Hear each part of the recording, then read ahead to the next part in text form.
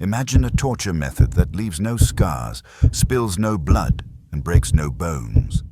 Yet within 48 hours, it can turn a powerful king into a broken, sobbing child. This is the oubliette, the medieval art of making a human being disappear while they are still alive. This place was known as the oubliette. The name comes from the French word oublier, to forget. That was exactly the point. Once you were lowered into this cold stone pipe, the world above officially forgot you existed. These weren't standard prison cells. They were vertical shafts, often just wide enough for a man to stand or sit in a cramped position. Deep beneath the castle foundations, the air was stagnant, damp, and freezing.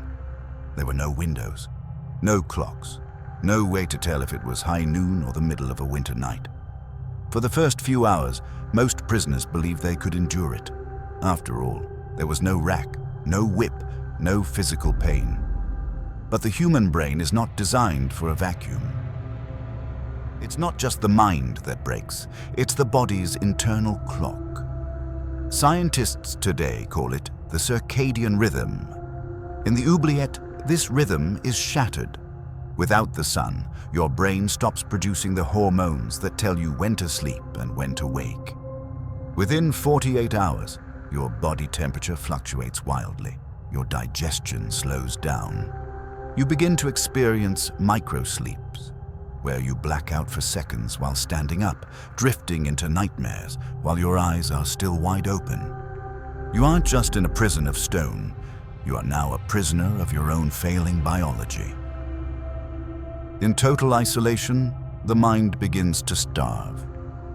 When it finds no external stimulation, no sound, no movement, no light, it starts to create its own. Historical accounts describe prisoners hearing heavy oak doors creaking open that never actually moved. Some became convinced that guards were standing just inches away in the dark, watching them breathe. Then come the hallucinations. In total darkness, the brain forces the eyes to see, shapes crawling on the walls, faces forming in the cold stone, screams that exist only inside the skull. At this stage, fear replaces pain. Medieval jailers didn't need to understand neuroscience to see the results.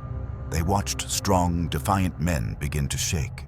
They watched noblemen beg for contact. They didn't beg for freedom. They begged for a human voice. Any voice. Even the voice of their torturer. There are records from the 14th century of prisoners being pulled out of these holes after months of silence. They were often found curled in a fetal position, unable to speak, their eyes permanently fixed on nothing.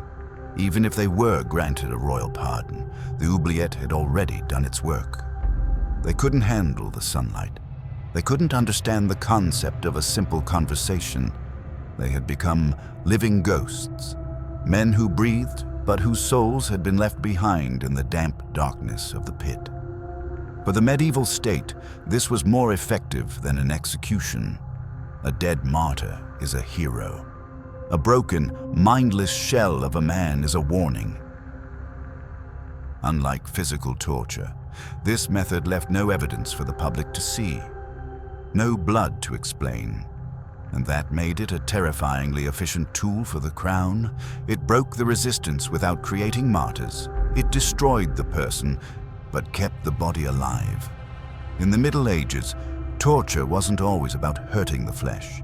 Sometimes it was about erasing the soul, and the most terrifying part, this method didn't disappear with the fall of kings.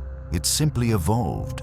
It became quieter, cleaner, because even today, we know that the loudest scream is the one that happens in total silence.